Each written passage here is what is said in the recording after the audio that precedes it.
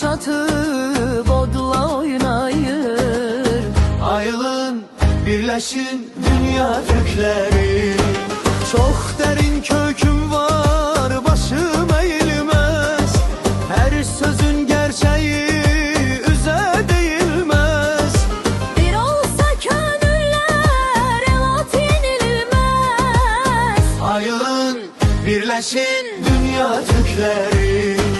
Dilde yok, yürekte emene birlik. El gücü, sel gücü, bak budu dirlik. Teklenme, Allah'a yaraşır teklik. Ayılın, birleşin dünya Türkleri.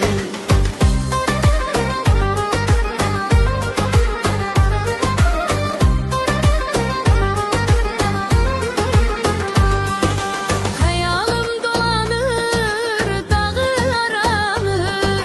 Ruhum havalanıp gezir turanı. Başınız üstünde tutup Kur'an'ı. Ayılın, birleşin dünya Türkleri. Karışık dünyada möhkem durak biz. Tanrı'dan güç alak, şeri yorak biz.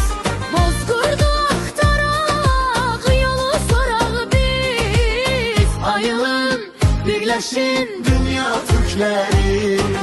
Titreye zamana, volkan oyana. Atilla ses sala, nefes dayana. Arkalan soyuna, söken dayana. Ayılın, birleşin dünya Türkleri.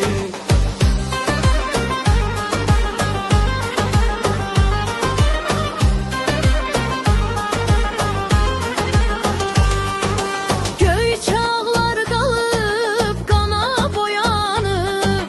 Allah'a sığınıp möhkem dayanıp. Ayılıp gafletten durup uyanıp. Ayılın, birleşin dünya Türkleri. Ses salsın kopuzun, kamanın udun. Haydi erellerim, döyüşü udun.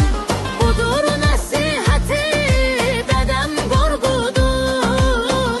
Ayılın, birleşin dünya Türkleri. Her şeye yan olan Hamit Türksoy'a Tebriz'de